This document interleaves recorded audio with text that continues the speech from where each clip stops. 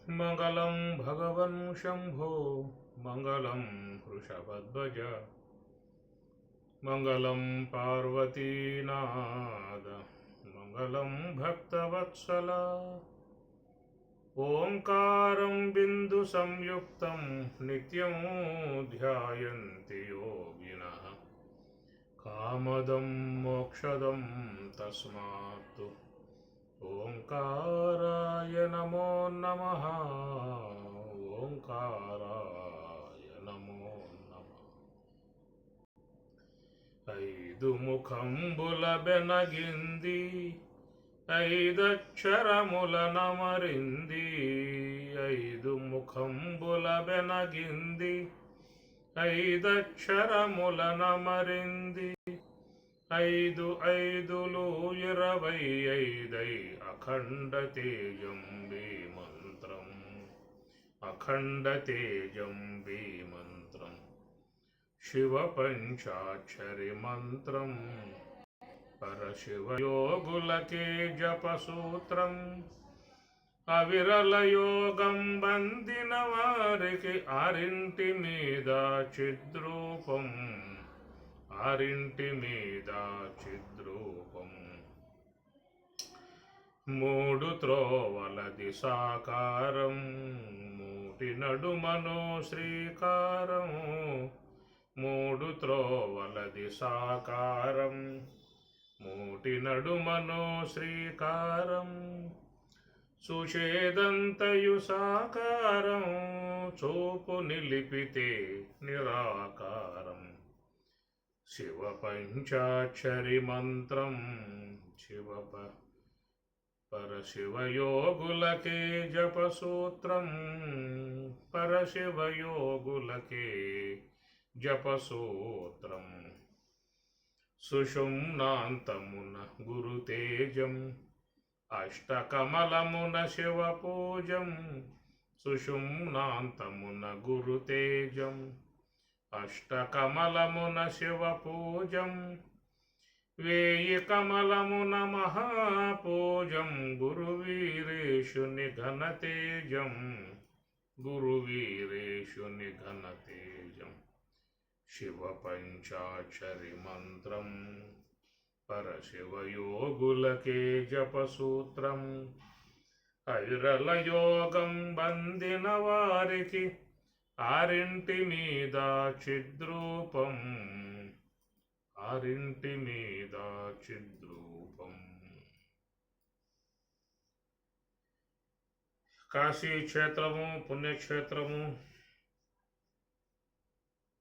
నిత్యము భక్తులతో కలకల్లాడుతూ ఉండేటువంటి క్షేత్రం.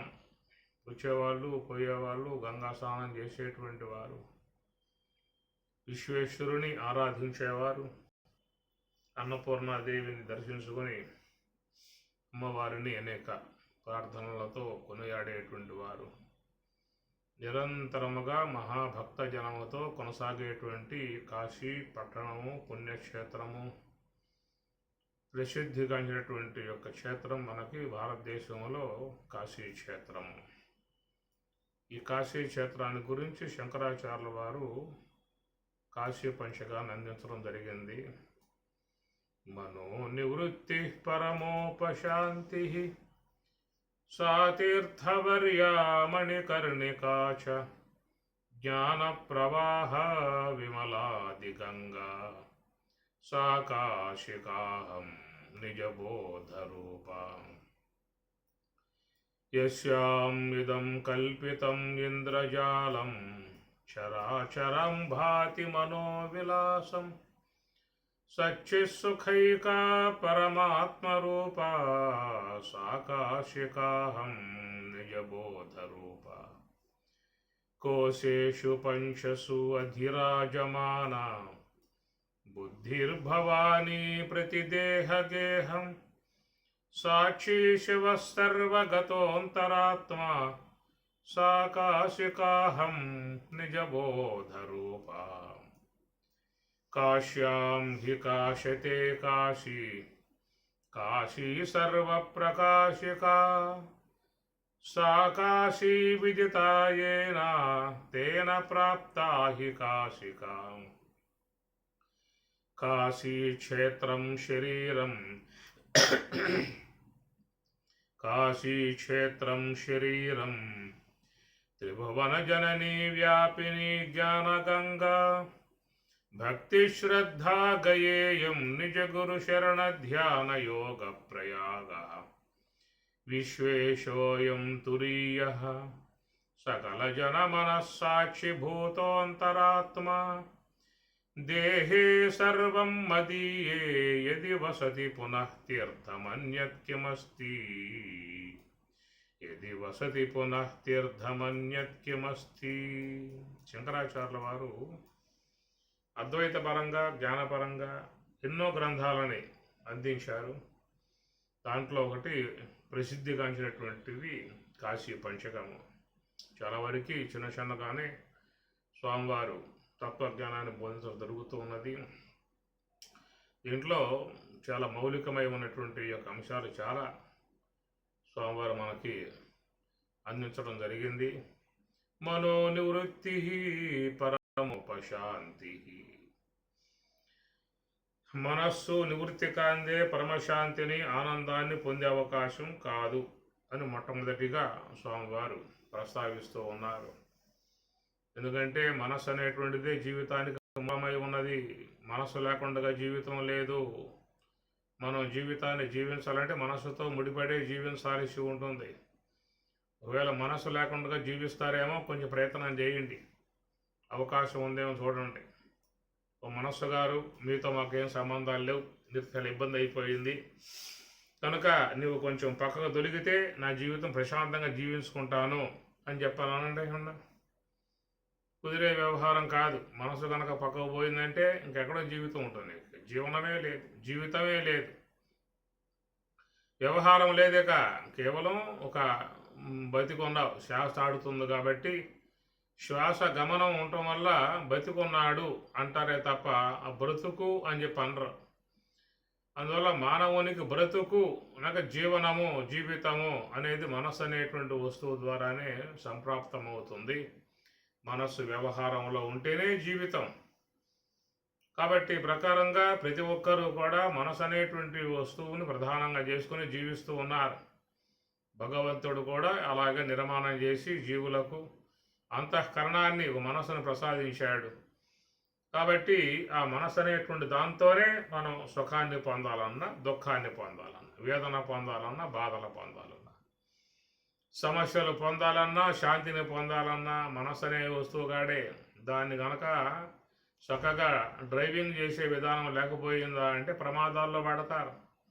డ్రైవింగ్ వచ్చి ఉండాలి, కారు నడిపేవాడికి డ్రైవింగ్ వచ్చి ఉండాలి. డ్రైవింగ్ బాగా వచ్చినట్లయితే శాఖచక్యంగా ఎన్ని వాహనాలు ఎదురైనప్పటికీ కూడా చక్కగా తీసుకెళ్ళి గమ్యస్థానం చేరుస్తాడు. డ్రైవింగ్ రానివాడు సీలింగ్ పెట్టుకున్నట్లయితే ఏమవుతుంది, ఎవడో గుంటల్లోనో గుదురు కాలువల్లోనో దేంట్లోనో పెట్టేస్తారు ఆ పని. అట్లాగా మనకు కూడా మనస్సు మీద చక్కగా స్వారీ చేసే విధానం వచ్చి ఉండాలి. మనస్సును మన అధీనంలో పెట్టుకుని ఉండాలి. మనస్సు మనకు వశమై ఉండాలి. మన ఎమ్మటే రవాల మనస్సులో మనం బాగూడదు. మనస్సు మనకు అధీనమై ఉండాలి.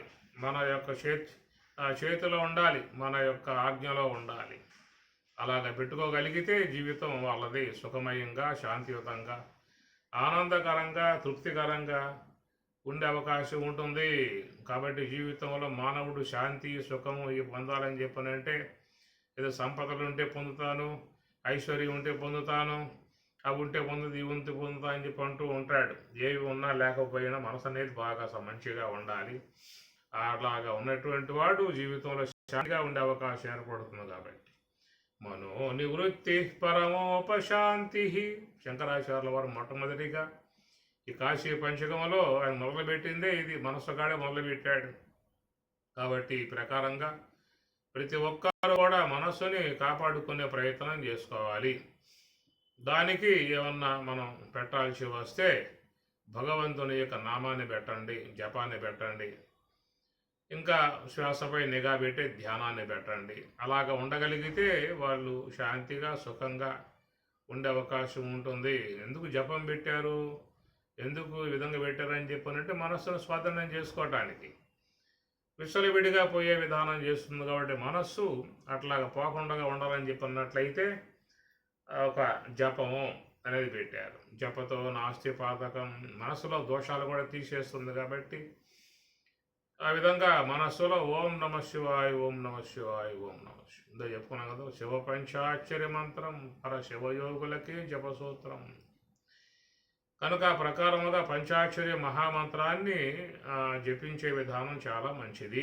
గురువులు కూడా, స్వామివారు కూడా, లక్ష్మయ్య గారు కూడా సోహం భావ ధ్యానోపదేశం చెప్పినప్పటికీ కూడా మంత్రాన్ని మాత్రం ఓం నమ శివాయ అనేది చెప్తారు వారు. కాబట్టి ఆ ప్రకారంగా మరి ఆ మనస్సు అనేటువంటి దాంట్లో శివుడు నెలకొని ఉండాలి, శివనామం జరుగుతూ ఉండాలి. ఆ ప్రకారం ఉండగలిగితే మనస్సు మనకు చాలా వరకు మన అధ్యయనంలోకి వచ్చే అవకాశం అనేది ఏర్పడుతుంది.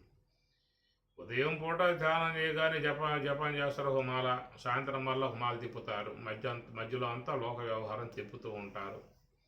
అట్లా కాకుండా నిరంతరంగా మనసులో ఆ శివ పంచాక్షరి మంత్రం ఉండగలిగితే చాలామంది ఈ విధంగా కాపాడబడే అవకాశం ఏర్పడుతుంది.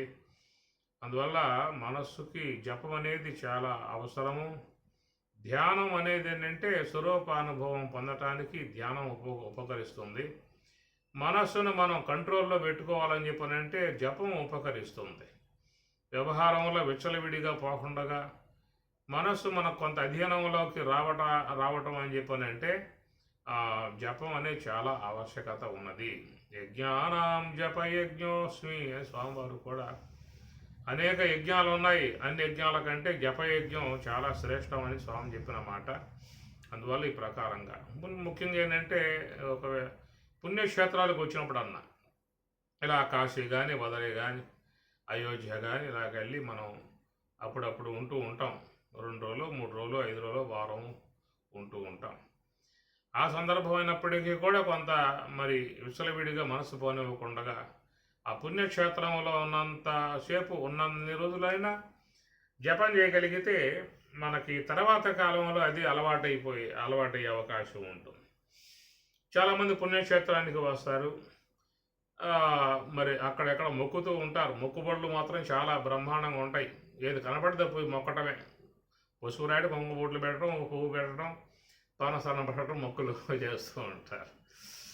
కాబట్టి మొక్కులు సర్వసంగతి. కనీసం ఉన్నంత కాలమైనా మనసులో ఏ క్షేత్రములో ఉంటారో ఆ క్షేత్ర సంబంధ ఆ దేవతని స్మరణ చేయాలి. ఓం నమ శివాయ అనేది కాశీలో ఉన్నావు వచ్చేయి, అయోధ్యలో ఉన్నావు అక్కడ శ్రీరామాయ నమః ఆనామం చేయి. ఇట్లాగా ఏ క్షేత్రంలో ఉన్నటువంటి వారు ఆ క్షేత్ర సంబంధ దేవతను జపించినట్లయితే మనస్సు చాలా ప్రశాంతంగా ఉంటుంది. మనస్సులో దోషాలు కూడా పోతాయి. మనం పుణ్యక్షేత్రంలో ఉన్నందుకు సార్థకత కూడా ఏర్పడుతుంది. ఆ పుణ్యక్షేత్రం వచ్చినప్పటికీ కూడా చాలామంది మనసులో జపం మాత్రం ఉండదు, ఇక లోక వ్యవహారం అంతా పెట్టుకుంటారు. చాలామందిలో ఉండేటువంటి దాని 99% పుణ్యక్షేత్రం వచ్చినప్పటికీ కూడా వాళ్ళ మనస్సంతా వ్యవహారమునందే మునిగిపోయి ఉంటుంది. కాబట్టి ఆ ప్రకారంగా వచ్చినట్లయితే దానివల్ల ఉపయోగం పడే అవకాశాలే ఉండవు. మనో నివృత్తి పరమోపశాంతి, ఉపశాంతి. శాంతి అంటే బ్రహ్మం, పరమశాంతి అనగా బ్రహ్మమనగా అన్నాడు. భారతంలో వస్తుంది అంశం, పరమశాంతి అనగా బ్రహ్మమనగా.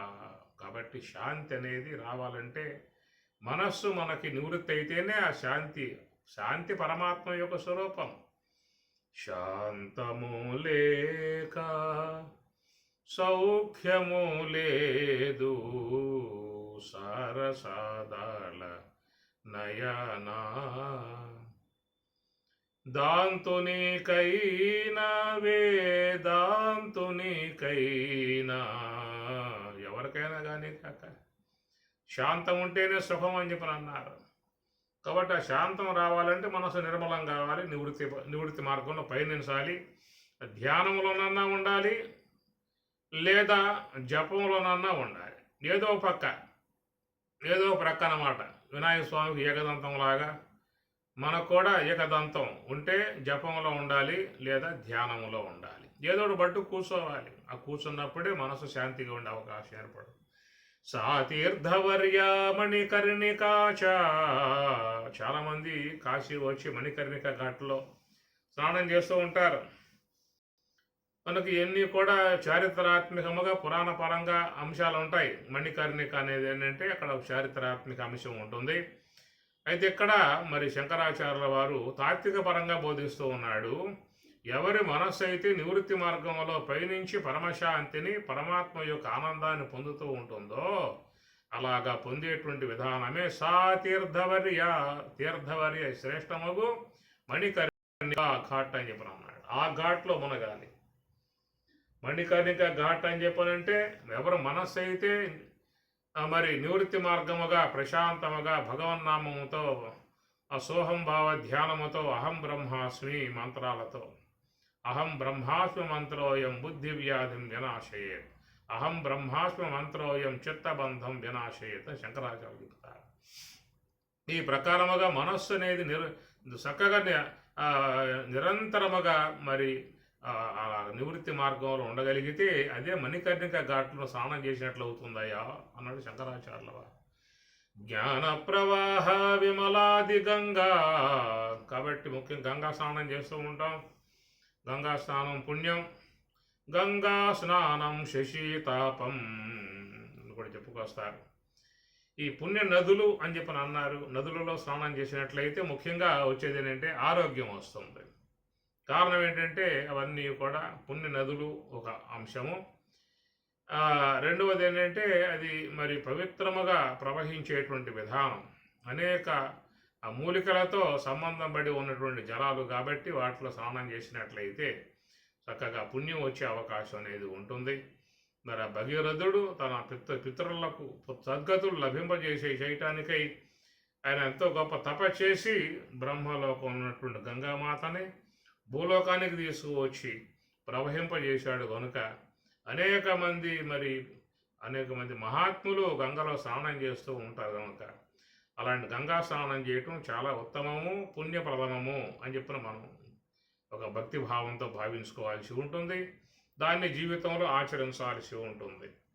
ఇక్కడ శంకరాచార్య వారు చెప్పే మాట ఏంటంటే జ్ఞాన ప్రవాహ విమలాది గంగా. విమల నిర్మలమై ఉన్న గంగ ఏమిటయ్యా అంటే జ్ఞాన ప్రవాహము అన్నాడు.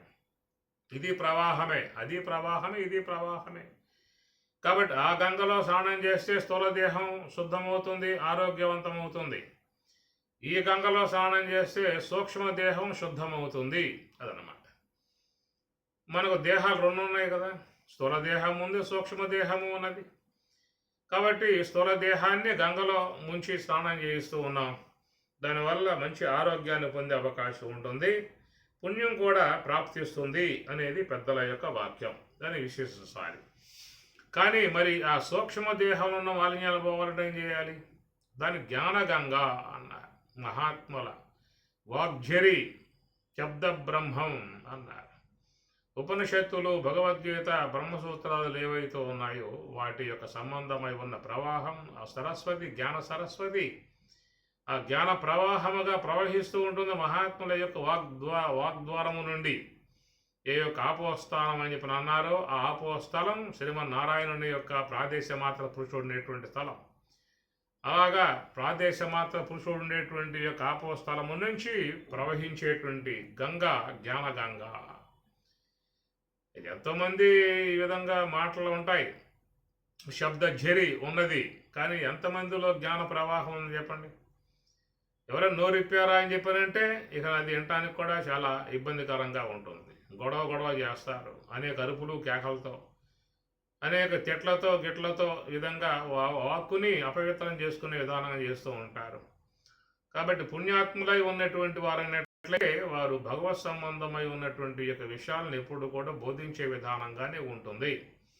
వాళ్ళు ఇతరత్ర ఎలాంటి ప్రసంగాలకు వాళ్ళు ఎక్కువగా తావు కలగజేయరు. అవసరమైతే లోక వ్యవహారం తప్ప, లేకున్నట్లయితే జ్ఞాన సంబంధమై ఉన్నటువంటి యొక్క జ్ఞాన ప్రవాహాన్ని వాళ్ళు ప్రవహింపజేస్తారు. కాబట్టి ఏ యొక్క మహాత్ములైతే ఈ ప్రకారంగా భగవద్గీత, బ్రహ్మసూత్రములో, ఉత్తర గీత ఇట్లా అనేకమైనటువంటి యొక్క జ్ఞాన సంబంధమై ఉన్న గంగలు ఉన్నాయి.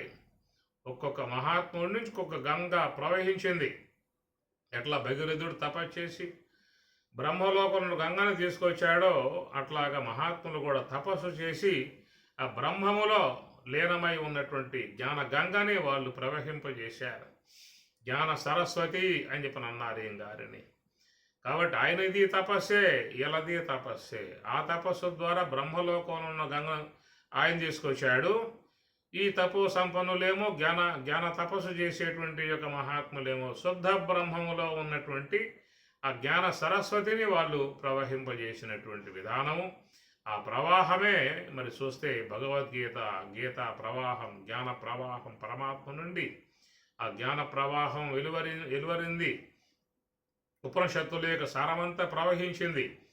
అట్లా యోగ వాసిష్టం 33,000 శ్లోకాలు కలిగినటువంటి యోగ వాసిష్టం వశిష్ఠ భగవానుల వారి నుంచి ఆ జ్ఞాన గంగ ప్రవహించింది. అట్లా శంకరాచార్యుల వారి యొక్క వాగ్ద్వారం నుండి వాగ్జరి నుండి మరి వివేక చూడమని, మహావాక్య దర్పణము, ఉపదేశ సాగస్త్రి ఇలాంటివన్నీ కూడా వారి నుంచి ప్రవహించాయి. నైష్కర్మ్య సిద్ధి సురేశ్వరాచార్యుల వారి వాగ్ద్వారం ఉండగా ఆ జ్ఞానగంగ ప్రవహించింది. వేదాంత పంచదశి అనేటువంటి జ్ఞాన గంగ విద్యారణ్య స్వాముల వారి ద్వారా అట్లాగా ప్రవహించినటువంటి విధానం చూస్తే ఇవన్నీ కూడా జ్ఞాన గంగలే. ఇలాగా ఉన్నటువంటి యొక్క జ్ఞాన గంగలు ఎవరు స్నానం చేశారో వాళ్ళకేమవుతుంది, సమస్త సూక్ష్మ దేహములో ఉన్న మాలిన్యాలు మొత్తం కొట్టుకుపోతాయి. అనేక జన్మలుగా చేరి ఉన్నటువంటి మాలిన్యములు అని అంటే అర్థం. ఇప్పటి కాదు కదా, మనమే కొత్త వాళ్ళం కాదు, మనం చాలా పాత వాళ్ళం. మన హయాములో కొన్ని కల్పములు, మన్వంతరములు, సృష్టులు, బ్రహ్మ సృష్టులు ఎన్నో మారిపోయాయి. కానీ ఈ జీవుడు మాత్రం మరి నిత్య నూతన విధానంగానే వాడు తన ప్రయాణం కొనసాగించుకుంటూ ఉన్నాడు. అనేక దేహాలను ధరిస్తూ ఉన్నాడు, దేహాలలో కర్మలు చేస్తూ ఉన్నాడు, కర్మరాశి అంతా మూట కట్టుకుని ప్రయాణం చేస్తూ ఉన్నాడు. ఆ విధంగా సూక్ష్మ దేహంలో పడ్డటువంటి కల్మషాలు మొత్తం కూడా కొట్టుకుపోవాలని చెప్పి అన్నట్లయితే జ్ఞాన ప్రవాహ విమలాది గంగా. కాబట్టి ఈ గంగలో స్నానం చేయండి. ఆ గంగలో స్నానం చేయొద్దా అని చెప్పి అనుకోమాకండి. ఆ గంగలోనూ మునగండి, ఆ గంగలో మునగండి, ముఖ్యంగా ఈ గంగలో కూడా మునగండి. 2 గంగల్లో మునగండి. ఆ గంగలో మునిగితే స్థూలదేహం శుద్ధి అవుతుంది, ఈ గంగలో మునిగితే సూక్ష్మదేహం శుద్ధి అవుతుంది. దాని ద్వారా మరి స్వరూపానుభవాన్ని పొందే అవకాశం ఏర్పడుతుంది.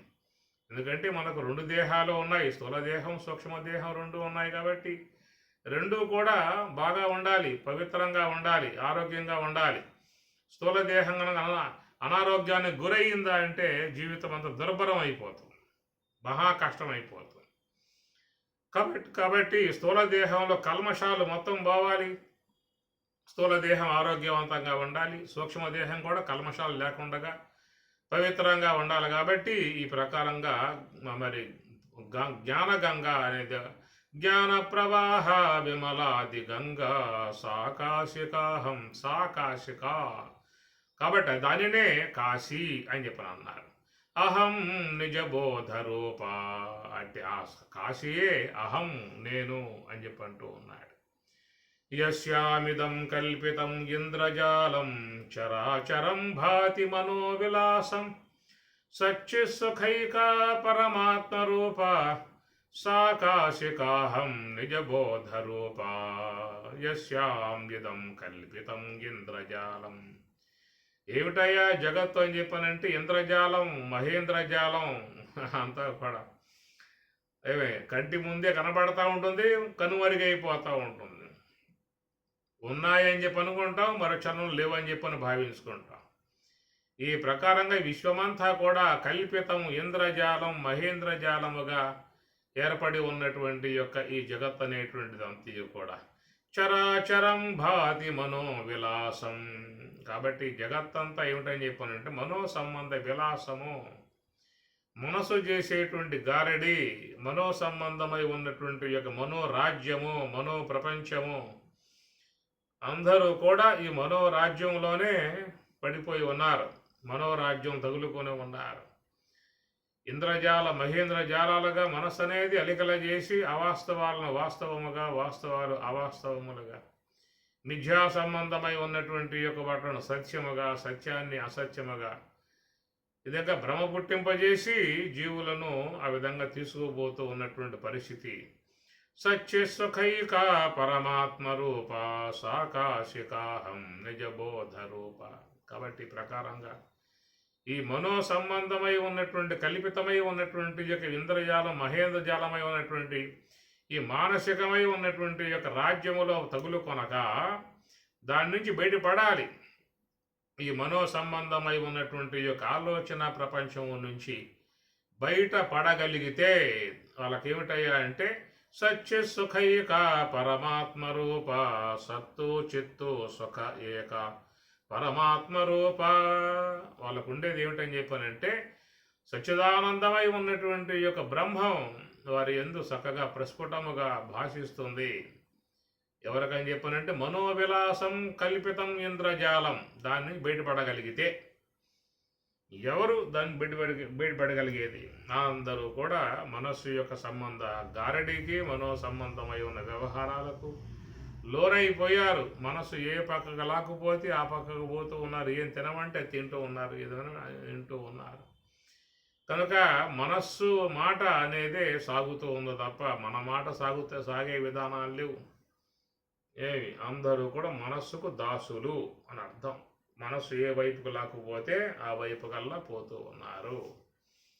మనస్సు ఏదైతే వాస్తవం అనిపించే విధానంగా చేస్తుందో దానినే వాస్తవమైన భావనగా పోతూ ఉన్నారు. కాబట్టి అలాంటి మనో సంబంధమైన రాజ్యం నుంచి మనం బయటపడగలిగితే అట సత్య సుఖైక పరమాత్మ రూప. వాళ్ళకి ఏముంటుందా అంటే పరమాత్మ యొక్క తత్వమే ఉంటుంది. సత్తు చిత్తు సుఖ ఏకరూప, ఏకమై అద్వితీయమై సచ్చిదానందమై ఉన్నటువంటి యొక్క బ్రహ్మం ఆత్మ. నిరంతరముగా మానవులు సుఖాపేక్షతో పరుగులు తీస్తూ ఉన్నారు, ఆనందాపేక్షతో పరుగులు తీస్తూ ఉన్నారు. జీవితం సుఖంగా ఉండాలి, ఆనందంగా ఉండాలి అనే భావనగా అనేకమైనటువంటివన్నిటిని కూడా సమకూర్చుకుంటూ ఉన్నారు. అయితే మనం భావించేటువంటి యొక్క ఆ సుఖం కానీ, శాంతి కానీ, ఆనందం కానీ ఎక్కడున్నాయంటే పరమాత్మ రూప. అవన్నీ కూడా పరమాత్మ యొక్క స్వరూపము అన్నాడు. పరమాత్మ రూప, పరమాత్మ స్వరూప. పరమాత్మ ఎట్లా ఉంటాడయ్యా అని చెప్పానంటే సత్య సుఖైక సద్వస్తువు ఆయన గారు ఎల్లప్పుడూ ఉండేటువంటి వాడు. సత్ అంటే ఎప్పటికీ ఉంటుంది. సత్తు చిత్తు, చిత్తు అంటే స్వప్రకాశం. ఏమి స్వప్రకాశం? మన శరీరంలో అన్నీ కూడా జ్ఞానవంతముగా మరి వ్యవహరిస్తున్న కారణం ఆ జ్ఞానం ఆత్మ నుంచి సంప్రాప్తమయ్యింది. దాని ద్వారానే ఇంద్రియాలు తెలుసుకునే సామర్థ్యం కలిగి ఉన్నాయి. సచ్చిత్ సుఖ, సత్తు చిత్తు సుఖ సుఖం అంటే ఆనందం. కనుక పరమాత్మ రూప ఆనందం. ఆనందం ఆనందం ఆనందం. అందుచేత ఇక్కడ చాలా మంచిగా శంకరాచార్యుల వారు బోధిస్తున్నటువంటి యొక్క విషయం పరమాత్మ యొక్క స్వరూపం ఏంటని చెప్పానంటే ఆనందం, సుఖస్వరూపం, ఆనంద స్వరూపం, శాంత స్వరూపం. కాశికాహం నిజబోధ రూప. ఆ విధముగా ఉన్నటువంటి దానినే కాశీ, కాశీగా భావించాల్సి ఉంటుంది. అహం నిజబోధ రూప, నేను కేవలం జ్ఞాన స్వరూపుణ్ణై ఉన్నాను. కోశేషు పంచసు అధిరాజమానా బుద్ధిర్భవానీ ప్రతిదేహగేహం సాక్షి శివ సర్వగతోంతరాత్మా సాకాశికాహం నిజబోధరూప. కోశేషు పంచసు అధిరాజమానా బుద్ధి భవానీ ప్రతిదేహగేహం. ప్రతి శరీరముకు గృహమునందు ఉన్నటువంటి భవానీ అమ్మవారు. ఎవరై అమ్మవారు అంటే బుద్ధి భవానీ అమ్మవారు. బుద్ధి, శుద్ధ బుద్ధి అనేటువంటివి అమ్మవారు. అట్టి అమ్మవారు అనుగ్రహం ఉన్నట్లయితే వాళ్లకు శివ సాక్షాత్కారం ఏర్పడుతుంది. కనుక మనలో ఉన్నటువంటి శుద్ధ బుద్ధి అని చెప్పని అంటారు. ఆ బుద్ధి అనేది ఏర్పడగలిగితే వాళ్ళు బ్రహ్మతత్వాన్ని చక్కగా అవలోకనం చేయగలిగే అవకాశం ఏర్పడుతుంది. లోన శివతత్వ అనుగ్రహానికి పాత్రులయ్యే అవకాశం కూడా ఏర్పడుతుంది. మనలో ఉన్నటువంటి శుద్ధ బుద్ధిని ఇక్కడ శంకరాచార్యుల వారు బుద్ధి భవానీ అమ్మవారు అన్నారు. కోశేషు పంచసు అధిరాజమాన, అమ్మవారే ఈ కోశేషు పంచసు 5 విధములుగా ఉన్నటువంటి యొక్క కోశేషు కోశములకు అధిరాజమాన అమ్మవారు.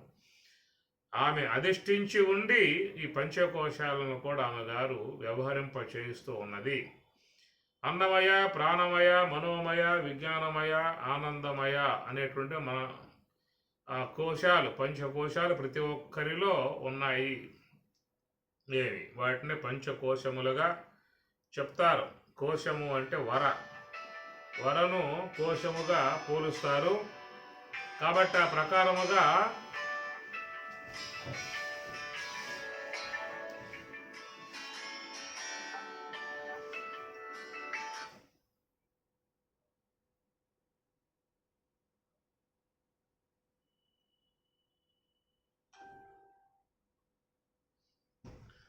కోశేషు పంచసు అధిరాజమాన,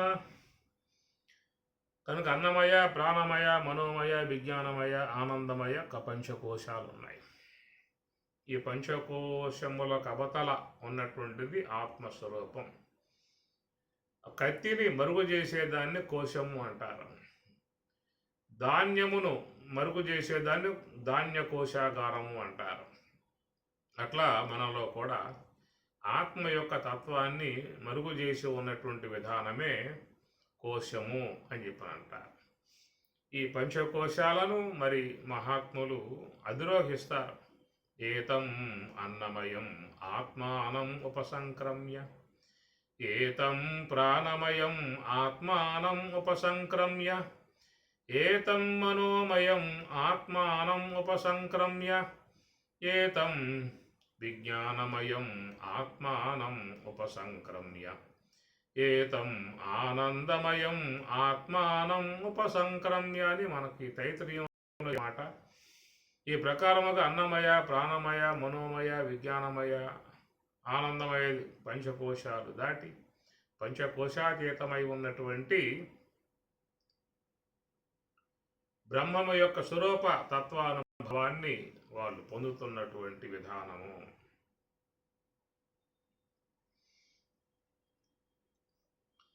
అన్నమయ, ప్రాణమయ పంచకోశాలను అధిగరించి మహాత్ములు మరి పంచకోశాలకు అవతల ఉన్నటువంటిది ఆత్మతత్వము, బ్రహ్మతత్వము.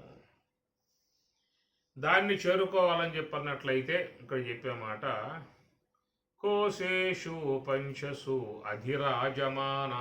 ఈ పంచకోశాలకు అమ్మవారు నాయకురాలుగా ఉన్నది. ఆమె యొక్క ఆజ్ఞలో నడుస్తున్నటువంటివి పంచకోశాలు. ఈ పంచకోశములు దాటుకొని పంచకోశాతీతమై ఉన్నటువంటి యొక్క ఆత్మ వద్దకు పోవాలని చెప్పన్నట్లయితే బుద్ధిర్భవాని అమ్మవారి అనుగ్రహం ముఖ్యంగా ఉండాలి. బుద్ధి అనేది శుద్ధ సాత్విక బుద్ధి అంటారు.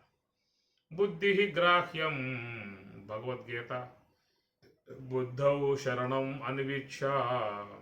కాబట్టి బుద్ధికి ఒక ఉన్నతమైనటువంటి యొక్క భావన ఉన్నది.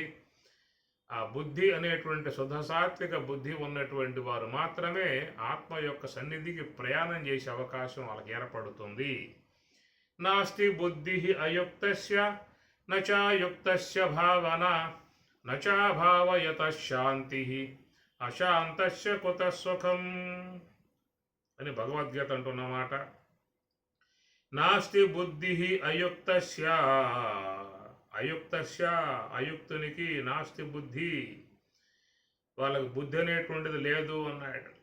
అలాంటి బుద్ధి శుద్ధ సాత్విక బుద్ధి అమ్మవారి అనుగ్రహం కనుక లేకపోయిందా అని చెప్పనంటే నచాయుక్తస్య భావన, కాబట్టి వాళ్ళకి భావన బ్రహ్మ భావన అనేటువంటిది ఉండే అవకాశం లేదు అన్నారు.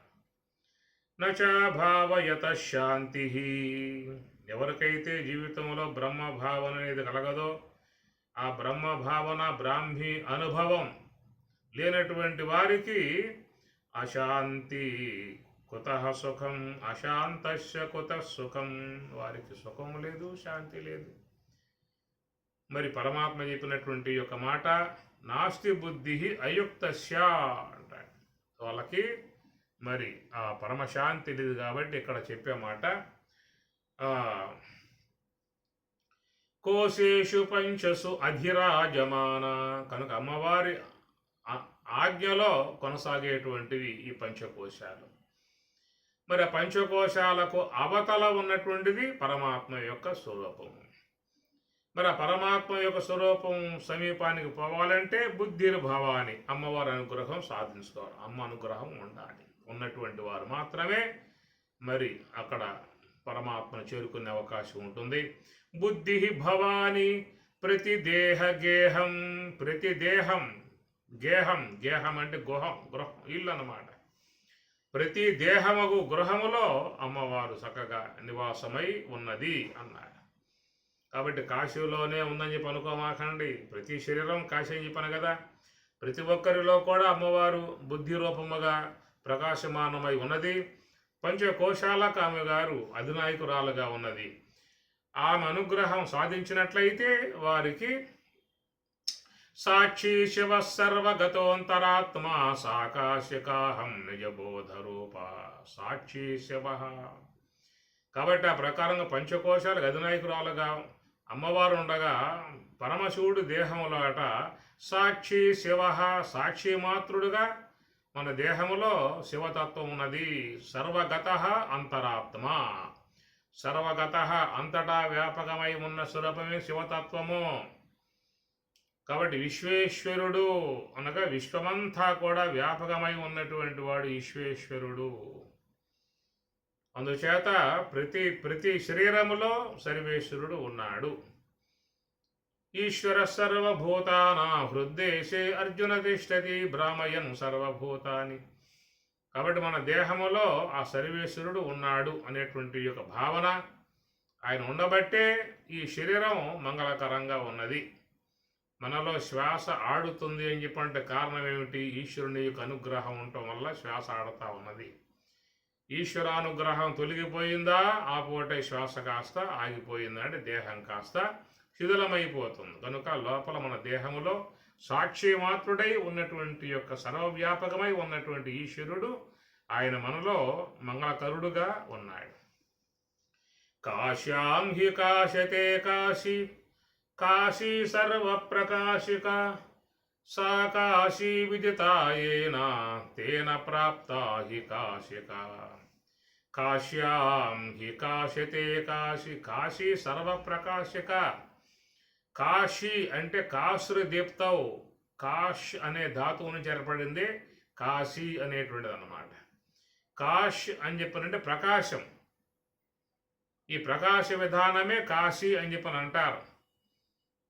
అందువల్ల ఈ శరీరములో ప్రకాశమానమై ఉన్నటువంటి ఏ యొక్క సర్వేశ్వరత్వం ఉన్నదో ఆ నివాసమై ఉన్నటువంటి యొక్క ఈ దేహమే కాశీ పట్టణముగా చెప్పు ఉన్నారు. కాశీ క్షేత్రం శరీరం త్రిభువన జననీ వ్యాపిని జ్ఞానగంగా భక్తి శ్రద్ధా గయేయం నిజ గురు శరణ ధ్యాన యోగ ప్రయాగ. విశ్వేశోయం తురీయః సకల జన మనస్సాక్షి భూతోంతరాత్మా దేహే సర్వం మదీయే యది వసతి పునః తీర్థమన్యత్ కిమస్తి. కాశీ క్షేత్రం శరీరం.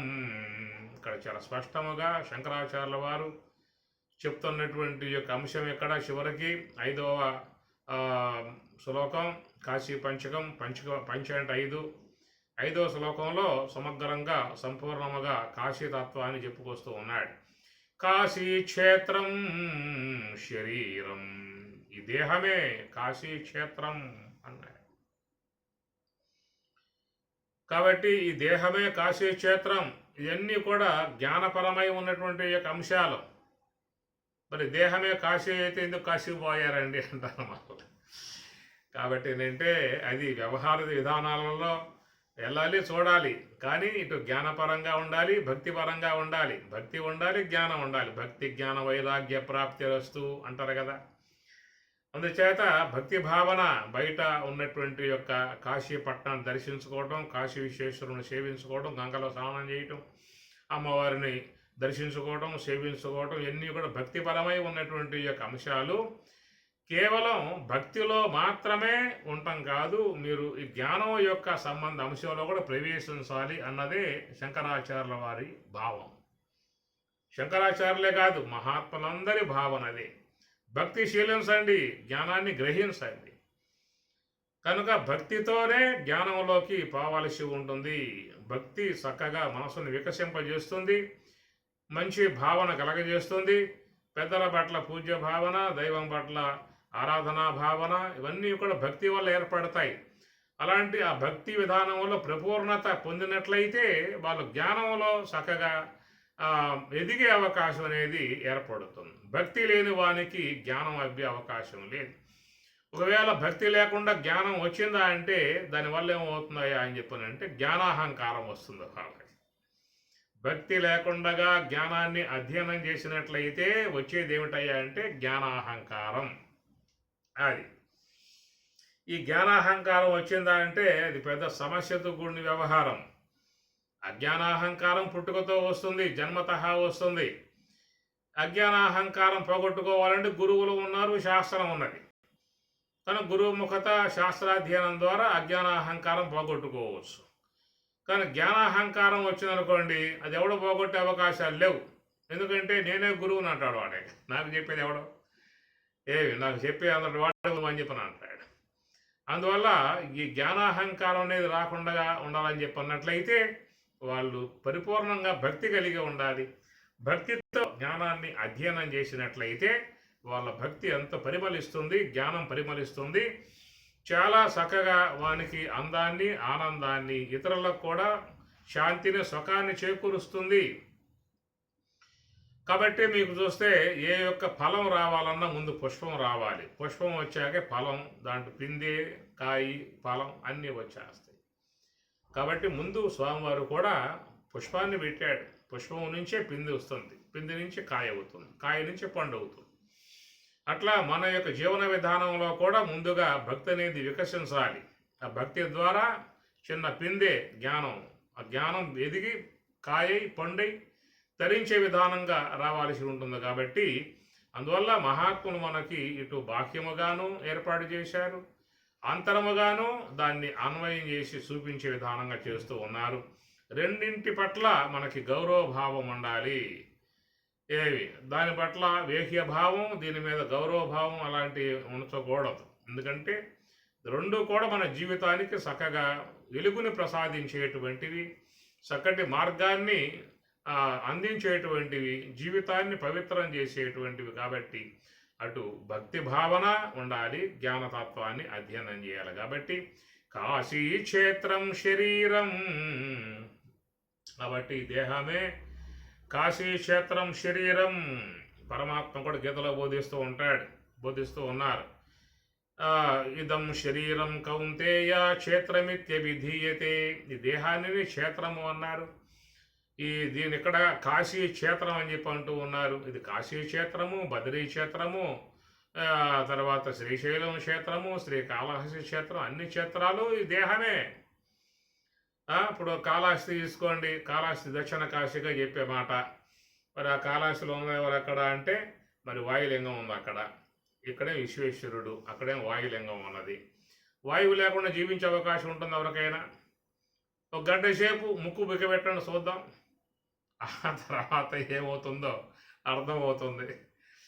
అందువల్ల విశ్వమంతా కూడా వాయువు ఉండాలి. వాయులింగం లేకపోతే గోవిందా.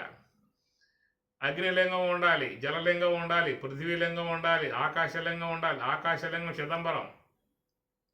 ఈ ప్రకారంగా అన్ని లింగాలే అని చెప్పి అన్నారు. ఈ లింగాల మీద పెద్ద గోష్ఠి విచారణ చాలా ఉన్నది, అవన్నీ చెప్పే అవకాశాలు కాదు ఇప్పుడు. అందుచేత కాశీ క్షేత్రం శరీరం, అందువల్ల ఈ దేహం అట చాలా పుణ్యక్షేత్రము అన్నారు, దైవక్షేత్రము అన్నారు.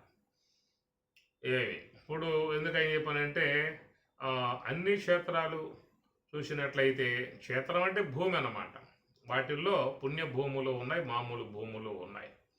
పుణ్యభూములు అంటే శ్రీశైలము కానీ, తిరుమలేశుడు, అట్లనే కాశీ, బదరి ఇవన్నీ కూడా క్షేత్రాలలో పుణ్యక్షేత్రాలుగా ప్రసిద్ధిగాంచిన విధానము. మిగతావన్నీ కూడా క్షేత్రమే. క్షేత్రం అంటే భూభాగాలన్నీ కూడా క్షేత్రమే. ఈ క్షేత్ర విధానంలో ఎన్నో ఉన్నాయి కదా. ఇంకా America, Russia, England, France, Indonesia, ఐరోపియా, స్విట్జర్లాండ్ ఇలా చూస్తే 200 దాకా ఉన్నాయి. ఈ భూములన్నీ కూడా, ల్యాండ్లన్నీ కూడా ఉన్నాయి, భూములన్నీ ఉన్నాయి, దేశాలన్నీ ఉన్నాయి. కానీ ఒక భారతదేశమే పుణ్యభూమిగా, పుణ్యక్షేత్రముగా చెప్పుకొస్తున్నమాట. ఎందుకంటే ఇక్కడ అనేక మంది మహాత్ములు, యతీశ్వరులు, సాధువులు, సన్యాసులు, పరివరాజకులు, విద్వసత్తములు, విదుషీమణులు, యోగులు, జ్ఞానులు, భక్తులు, మహాభక్తులు ఎంతోమంది ఆవిర్భావం చెందినటువంటి యొక్క భూభాగం ఇది. అట్లనే యజుర్వేదం, ఋగ్వేద, యజుర్వేదాలు, ఉపనిషత్తులు, భగవద్గీత ఇత్యాది గ్రంథాలన్నీ కూడా ఆవిర్భావం చెందినటువంటి యొక్క భూభాగం ఇది. కనుక అంతమంది మహాత్ములు, గ్రంథములు సాక్షాత్ శ్రీ మహావిష్ణువే అవతార విధాయకాలుగా ఈ భూమికి వచ్చిన విధానం కాబట్టి ఇది చాలా పుణ్యక్షేత్రము, ధన్యక్షేత్రము అని. మిగతా దేశాలు చాలా ఉన్నాయి. అవన్నీ కేవలం ఒక భోగలాల సత్వం తప్ప ఇలాంటి యోగ సంబంధమై ఉన్నటువంటి యొక్క విధానాలని అవి ఏవి కూడా కలిగి లేవు అని చెప్పని మనం చెప్పుకోవచ్చు. కాబట్టి ఈ ప్రకారంగా మానవ దేహం అనేది తీసుకుంటే మాత్రం చాలా పుణ్య విధానంగా మనం భావించాల్సి ఉంటుంది. ఎందుకంటే ఈ మానవ దేహం కలిగి ఉన్నటువంటి వారు మాత్రమే మరి జ్ఞాన సంబంధమై ఉన్నటువంటి యొక్క అంశాన్ని పొందే అవకాశం ఉంటుంది. ఈ విశ్వంలో చాలా ఉన్నాయి. ఇంకా ఇది ఇతర పశువు, పక్షి, క్రిమి, కీటగా ఇలాంటి చాలా జీవులు ఉన్నాయి. ఇవన్నీ కూడా అవి క్షేత్రాలే కానీ మరి ఈ జ్ఞానాన్ని పండింపజేసుకునేటువంటి క్షేత్రం మాత్రం అవకాశాలు అక్కడ లేవు. పశువులు ఉన్నాయనుకోండి, అవి ఏమైనా శ్రవణం చేస్తాయా, ధ్యానం చేస్తాయా, యజ్ఞం చేస్తాయా, పుణ్యం సంపాదించుకుంటాయా? ఏం లేదు కదా. అందువల్ల పశువులే కాదు, ఇతర జీవులు ఏవి కూడా వాటికి అవకాశాలు లేవు. ఒక మానవ దేహం కలిగి ఉన్నటువంటి యొక్క వాళ్ళకి మాత్రమే పుణ్యం సంపాదించుకోవచ్చు, జ్ఞానం సంపాదించుకోవచ్చు. యమ, నియమ, ఆసన, ప్రాణాయామ, ప్రత్యాహార, ధారణ, ధ్యాన, సమాధి దాకా ప్రయాణం చేయవచ్చు. శ్రవణ ఇలాంటివన్నీ కూడా చేసుకునే అవకాశం ఉంది. కాబట్టి ఈ మానవ దేహాన్ని మనం పుణ్యక్షేత్రముగా భావించుకునే అవకాశం ఉన్నది.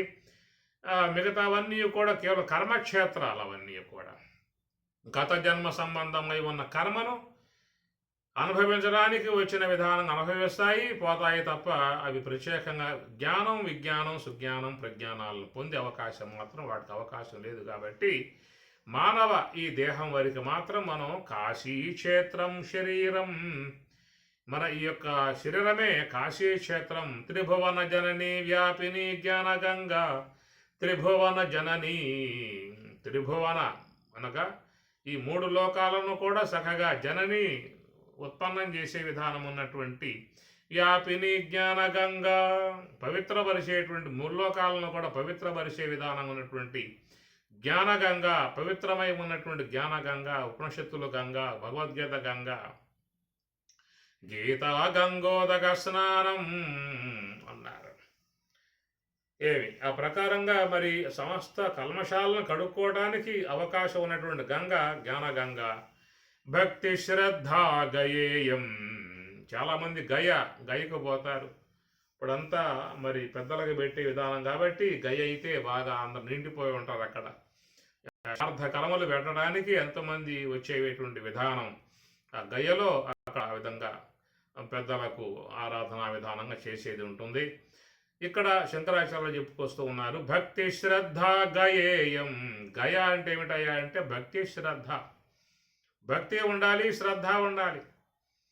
కనుక ఈ భక్తి అనేటువంటిది మరి మానవునికి మంచిగా పరమశాంతిని, ఆనందాన్ని, మంచి మార్గాన్ని, భగవద్ అనుగ్రహాన్ని అన్నింటినీ కూడా పొందింపజేసేటువంటిది ఉన్నది భక్తి.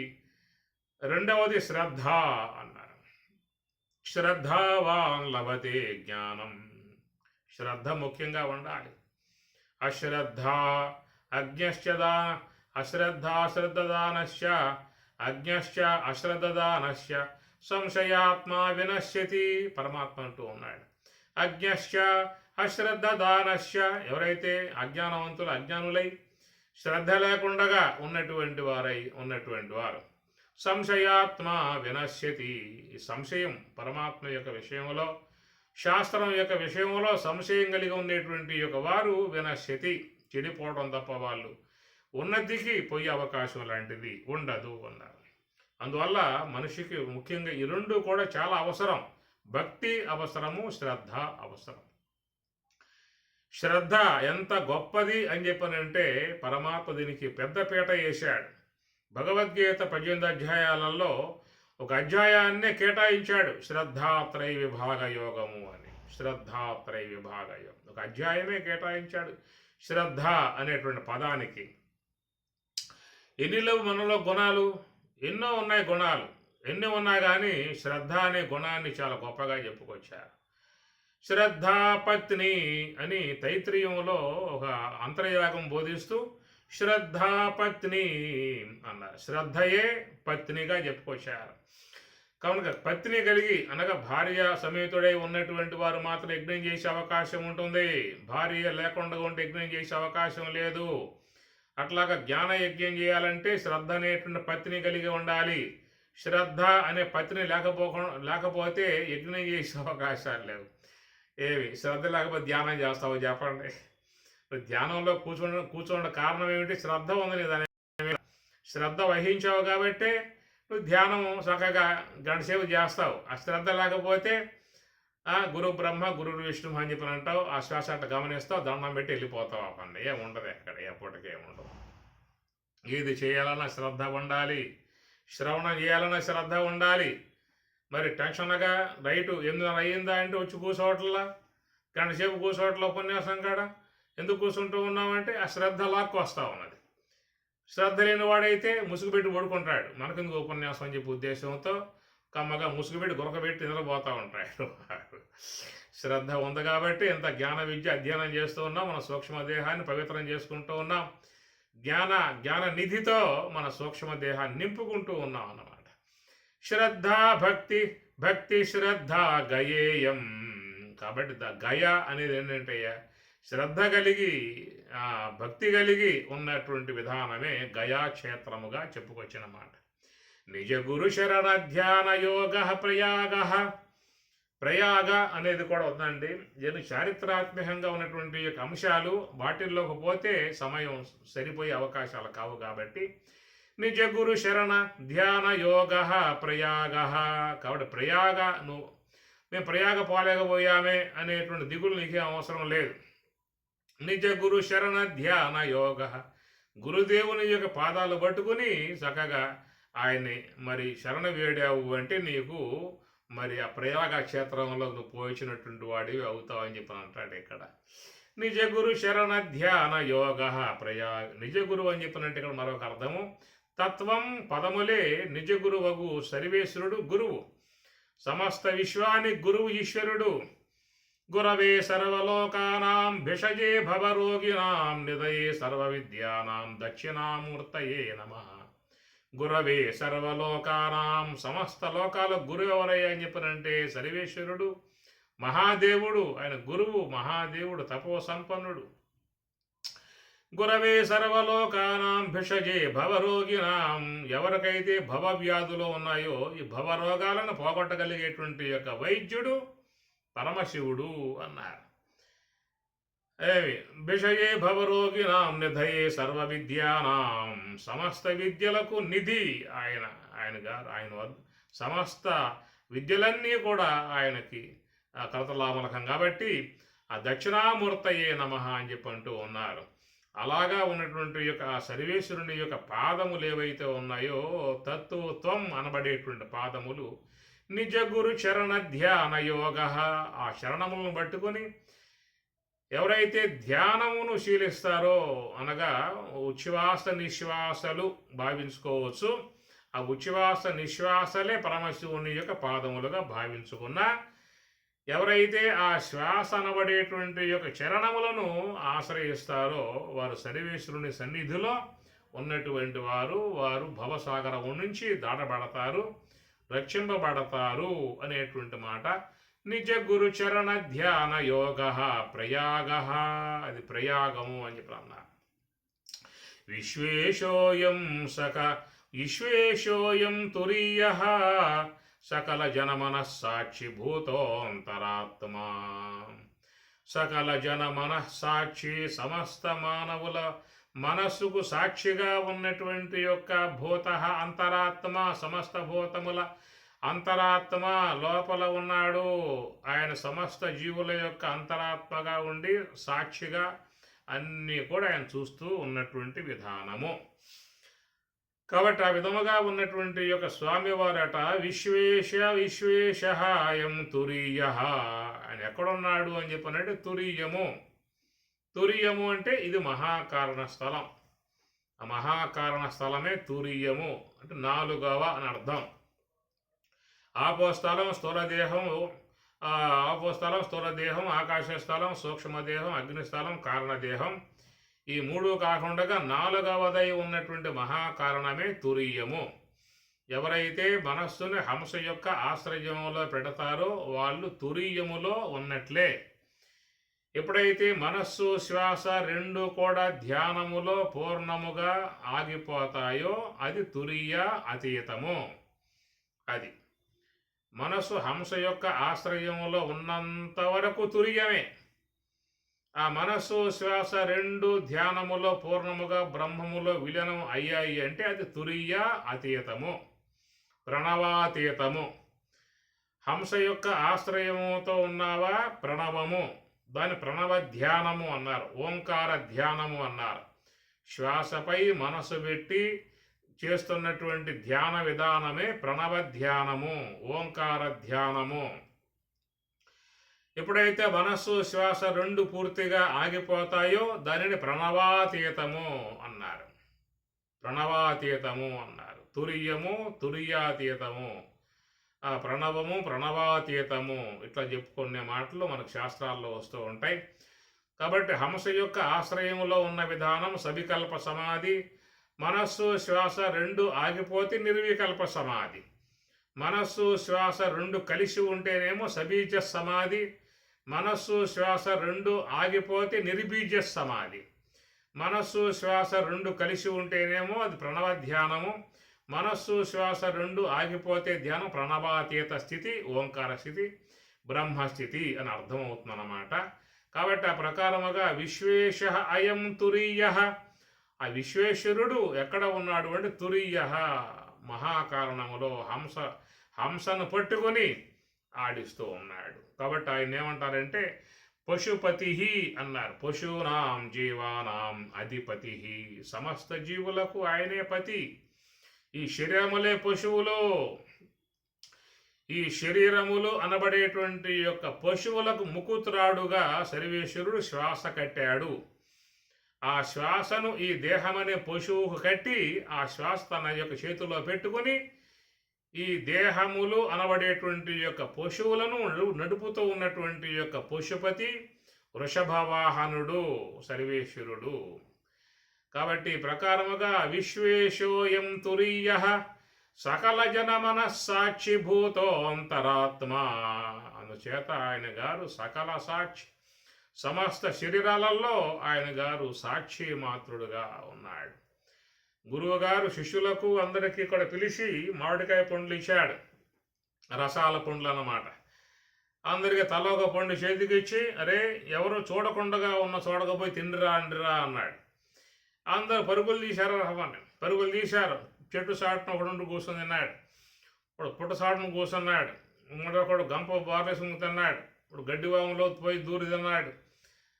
ఇట్లా గురువు యొక్క ఆజ్ఞను వాళ్ళు చక్కగా పాటించి బాగా రసాత్మకమై ఉన్నటువంటి మామిడికాయలు రసవంతంగా ఉంటాయి కాబట్టి బాగా రసమంతా తాగి ఆ టెక్కి కూడా బాగా చీకి తెల్లగా వచ్చేది అలా చేసుకొని అట్లా పట్టుకొచ్చి గురువు గారి సన్నిధిలో పెట్టారు. అవ్వని స్వామి గారు మీ ఆజ్ఞ పాటించాం, చూడండి కావాలంటే దాని మొత్తం లాగి బారేసాం, ఏమి కూడా చూసినా దాంట్లో ఏం లేదని చెప్పాలి. ఇట్లాగ తినేస్తే ఒక్కడ మాత్రం ఆ పండు తినకుండా పట్టుకొచ్చాడు. ఏమిరా అందరూ కమ్మగా తిని టెంకులు బాగా చీకి చీకి తెల్లగా పెట్టినారు తీసుకొచ్చి టెంకులన్నీ కూడా. నువ్వెవరో తినకుండా పట్టుకొచ్చావా అని చెప్పనంటే వాడు చెప్పాడు, స్వామి మీరు చెప్పింది ఏమిటి, ఎవరు చూడకుండా ఉండే విధానంగా తినమని చెప్పారు. మరి ఎవరు చూడకపోయినా చూసేవాడు ఉన్నాడుగా సర్వేశ్వరుడు. ఎవరెరుగకున్న ఈశ్వరుడెరుగడా విశ్వదా విరామ వినురవే అని వాడు ఆ పండు పట్టుకొచ్చి గురువుగారి చేతిలో పెట్టి అన్నం పెట్టాడు ఆ పని. అప్పుడు అన్నాడు గురువుగారు, మరి నా బోధన నీకు ఎక్కారా మనస్సుకి అని చెప్పన్న విధానముగా. కాబట్టి ప్రకారముగా మనస్సాక్షి భూతో అంతరాత్మ భూత భూతానాం అంతరాత్మ, సమస్త జీవులలో అంతరాత్మగా సర్వేశ్వరుడు ఉన్నాడు అనేటువంటి యొక్క మాట. దేహే సర్వం మదీయే యది వసతి పునః తీర్థమన్యత్ కిమస్తి. చివరికి శంకరాచార్యులు వారు అంటూ ఉన్నారు, అయ్యా ఈ సమస్త క్షేత్రములు, సమస్త దేవతలు, సమస్త దేవపాలకులు, సమస్త నదులు అన్నీ కూడా దేహే సర్వం మదీయే, నా దేహములోనే ఉన్నాయన్నాడు. ప్రతి శరీరములో గంగా, యమున, సరస్వతి అన్ని నదులు ఉన్నాయి. సకల దేవతలు దేహములో ఉన్నారు. బ్రహ్మము ఈ దేహములో ఉన్నది. ఈశ్వరుడు ఈ దేహములో ఉన్నాడు. జీవుడు ఈ దేహములో ఉన్నాడు. సమస్త పుణ్య నదులు ఈ దేహములో ఉన్నాయి. లోనకు పోగలిగితే, యోగ సమాధిని పొందగలిగితే అతడు సర్వదేవతల చేత కొనియాడబడేటువంటి వాడుగా ఉన్నటువంటి స్థితి యోగ సమాధి స్థితి. దేహే సర్వం మదీయే యది వసతి పునః తీర్థమన్యత్ కిమస్తి. నా దేహములో కాకుండా బయట ఎక్కడున్నాయా ఇంకా. యది వసతి పునః తీర్థమన్యత్ అన్యత్తు మత్తు అన్యత్తు, నాకంటే అన్యముగా ఎక్కడున్నాయని చెప్పని. కాబట్టి చూసినట్లయితే అన్నీ కూడా మన ఈ శరీరములోనే సకల దేవతలు ఉన్నారు. దేహో దేవాలయ ప్రోక్త జీవో దేవ సనాతన త్యజేత్ అజ్ఞాన నిర్మాల్యం సోహం సోహం భావేన పూజయేతు దేహో దేవాలయ ప్రోక్త. కాబట్టి ప్రకారముగా మన ఈ దేహమే దేవాలయము. మన బాహ్యములో ఉన్న ఆలయాలు మనం నిర్మించుకున్నాం, దాంట్లో ప్రతిష్టాపనలు మనం చేసుకున్నాం. కానీ ఈ దేహం అనేటువంటి దేవాలయాన్ని సర్వేశ్వరుడు నిర్మాణం చేశాడు. ఆ దేహం అనే దేవాలయం పరమాత్మ గట్టి, ఈశ్వరుడు గట్టి, ఆ దేహములో తానే ఆ దేవదేవుడి నివాసముగా ఉన్న విధానం. కాబట్టి దేహే సర్వం మదీయే, మదీయే నా యొక్క ఈ దేహమునందే అన్ని తీర్థాలు, అన్ని దేవతలు, సర్వేశ్వరుడు, జీవుడు, బ్రహ్మము, శుద్ధ బ్రహ్మము అన్నీ ఉన్నాయి. పునః తీర్థమన్యత్ కిమస్తి. కనుక నువ్వు గనక అంతర్ముఖుడవై తెలుసుకున్నట్లయితే సమస్తము కూడా నీలోనే ఉన్నాయనేటువంటి మాట. బహవః జ్ఞాన తపసా పూతా మద్భావం ఆగతాః. బహవః అనేక మంది జ్ఞాన తపస్సు చేత మద్భావం నా ఉనికిని వాళ్ళు ఆగతాః పొందిరి అన్నాడు. కాబట్టి ప్రకారముగా చూసినట్లయితే మరి జ్ఞానపరంగా చూసినట్లయితే అన్నీ కూడా మరి మన యందే ఉండే విధానముగా మహాత్ములు చెప్పేటువంటి యొక్క అంశము. ఈ ప్రకారముగా శంకరాచార్యుల వారు కాశీ క్షేత్రం, ఆయన ఉన్నాడు ఒకప్పుడు కాశీ క్షేత్రంలో ఉన్నాడు, కాశీలో సంచరించాడు, కాశీలో నివాసం చేశాడు, ఎన్నో గ్రంథాలను రచించాడు, బ్రహ్మసూత్రాలకు భాష్యం రాశాడు, వేదవ్యాసుల వారు కూడా వచ్చి కూర్చున్నాడు. కాబట్టి ఆ కాశీలో ఆయన కూడా ఉన్నాడు, కాశీశ్వేశ్వరుని సేవించాడు. ఒకప్పుడు కాశీ గంగలో స్నానం చేసి పట్టుబట్టలు ధరించి విభూది రేఖలు ధరించి సుశిర్భూతుడై వస్తూ ఉంటే ఒకంత దేహాభిమానం ఆయనకు ఉందేమో, దాన్ని పోగొట్టేటువంటి యొక్క ఉద్దేశంతో సర్వేశ్వరుడే ఆ విధంగా వేధించాడు. కాశ్యాం ప్రతి పురీం యయౌ చండల రూపిణం దృష్ట్వా గచ్చ గచ్చేతి శాబ్రవీత్ కదాచిత్తు శంకరాచార్య. ఒకనొకప్పుడు కాశీపట్నంలో శంకరాచార్యుల వారు మరి గంగలో స్నానం చేసి సుశిర్భూతుడై పొట్టుబట్టలు ధరించి విభూతులు ధరించి అలాగా వస్తూ ఉంటే ఎదురుగా ఒక చండాలుడు వచ్చాడు. వాడిని చూసి గచ్చ గచ్చ పో పో దూరంగా పో దూరంగా పో అని చెప్పని గట్టిగా అరిశాడు శంకరాచార్యుల వారు. అరవగానే ఆ చండాలుడు చూశాడు, అయ్యా మహాత్మా నమస్కారం, దూరంగా పోమని చెప్పి అంటున్నావు, ఏం దూరంగా పోవాలి? అన్నమయాతు అన్నమయాతు అథవా చైతన్యమేవ చైతన్యాత్ యతివర దూరీకర్తుం బ్రూహి కిం వాంఛసి బ్రూహి గచ్చ గచ్చేతి చాబ్రవీత్తు అవయ. మరి దూరంగా పోమని చెప్పి అంటూ ఉన్నావు. మరి నీది అన్నమయ దేహమే, నాది అన్నమయ దేహమే. అన్నమయ కోశమై ఉన్నటువంటి యొక్క దేహం దూరంగా పోవాలా? అథవా చైతన్యమేవ చైతన్యాత్, నీలో ఉన్న చైతన్యం నాలో ఉన్న చైతన్యం ఇవన్న దూరంగా పోవాలా? ఇవి దూరంగా పోయే అవకాశాలు లేదు కదా. చైతన్యం అనంతమై ఉన్నది, అది దూరంగా పోయే అవకాశాలు లేవు. పోనీ దేహం అంటావా? నీది అన్నమయ కోశమే, నాది అన్నమయ కోశమే. నీది మాంసపిండమే, నాది మాంసపిండమే. మరి ఈ విధంగా చూస్తే ఏది నువ్వు పైన పొట్టుబట్ట కట్టావు, ఈ బుద్ధిరకలు పెట్టావు, కొంత గంధాన్ని పులిమావు, నాకు అవి లేకపోవచ్చు. నీ లోపల రక్త మాంసాలే, నా దేహం రక్త మాంసాలే అన్నటువంటి విధానంలో మరి ఆ సర్వేశ్వరుడే అట్లా జ్ఞానతత్వాన్ని బోధించే విధానంగా వచ్చాడా అన్నట్లుగా ఏమి ప్రత్యగ్వస్తుని నిస్తరంగ సహజానందావబోధాంబుధౌ విప్రోయం స్వపచోయమిత్యపికోయం విభేద భ్రమ కిం గంగాంబుని బింబితేంబరమనౌ చండాల వాపీపయ పూరేవాంతరమస్త్య కాంచన ఘటీ మృత్కుంభయోర్వాంబరే అని చెప్పాడు ఆయన. ఏమి చెప్పాడు? ప్రత్యగ్వస్తుని నిస్తరంగ సహజానందావబోధాంబుధౌ. అయ్యా, ఆనందాత్మికమైనటువంటి యొక్క బ్రహ్మం అది ఆనంద సాగరం. అలాంటి ఆనంద సాగరంలో అందరం ఉన్నాం. నీవు ఉన్నావు, నేను ఉన్నాను. కిం గంగాంబుని బింబితేంబరమనౌ చండాలవాపీపయ. కాబట్టి ఈ ప్రకారముగా మరి ఆ గంగలోనూ సూర్యుడు ప్రతిఫలించాడు, మురుక్కాలంలో ప్రతిఫలించాడు. అంత మాత్రముతో ఆ సూర్యునికి ఏమన్నా గంగ యొక్క పవిత్రత ఏమన్నా చేరుతుందా? మురుక్కాలం యొక్క దోషమైన చేరుతుందా? ఎట్లా అంటదో లోన ఉన్నటువంటి యొక్క పరమాత్మ కూడా ఈ విధంగా అంటే విధానం కాదని చెప్పనే విషయముగా ఆ మనీష పంచకములో చక్కగా ఆయన గారు చెప్పుకొచ్చేటువంటి మాటలు. శశ్వన్నశ్వరవేవ విశ్వమిఖిలం నిశ్చిత్య వాచా గురో నిత్యం బ్రహ్మ నిరంతరం స్మృశత నిర్వ్యాచ శాంతాత్మ భూతం భావిష దుష్కృతం ప్రదహత సంవిన్మయే పావకే ప్రారబ్ధాయ సమర్పితం సవపుః ఇత్యేషా మనీషా మమ అని మనకి ఆ మనీషా పంచకములో చక్కటి జ్ఞానాన్ని మనకు అక్కడ అందిస్తారు. కనుక ఈ దేహాలన్నీ కూడా ఒక్కటే, ఆ దేహములో ఉన్న సర్వేశ్వరుడు ఒక్కడే అనేటువంటి యొక్క భావన మరి ఆ పరమశివుని ద్వారా ఆ జ్ఞానాన్ని పొందిన విధానంగా కూడా ఆ శంకరుని యొక్క విషయంలో చెప్పుకొచ్చేటువంటి మాట. అట్టి ఆ జ్ఞానాన్ని పొందినటువంటి యొక్క శంకరాచార్యుల వారు ఆ కాశీ యొక్క తత్వాన్ని గురించి పరమార్థముగా, అంతరార్థముగా, జ్ఞానపరంగా, ఆత్మతత్వముగా ఇంతవరకు మనకి చెప్పడం జరిగింది. హరి ఓం తత్సత్వం. కాశీ విశ్వేశ్వరుని కృపానుగ్రహ ప్రాప్తిరస్తు. అన్నపూర్ణ అమ్మవారి కృపానుగ్రహ ప్రాప్తిరస్తు. విశాలాక్షి అమ్మవారి కృపానుగ్రహ ప్రాప్తిరస్తు. గంగామాత అమ్మవారి కృపానుగ్రహ ప్రాప్తిరస్తు. కాశీలో ఉన్నటువంటి సకల మహాత్ములందరి కృపానుగ్రహ ప్రాప్తిరస్తు. సమస్త దేవతానుగ్రహ ప్రాప్తిరస్తు. సంపూర్ణ ఆయుష్ ఆరోగ్య ప్రాప్తిరస్తు. కుటుంబ సభ్యులందరికీ శుభమస్తు. బ్రహ్మజ్ఞాన ప్రాప్తిరస్తు. ధ్యానానుష్ఠాన ప్రాప్తిరస్తు. సకల శుభ ప్రాప్తిరస్తు. సన్మంగళాని భవంతు. అమ్మవారి స్వామివార్ల కృపానుగ్రహ ప్రాప్తిరస్తు.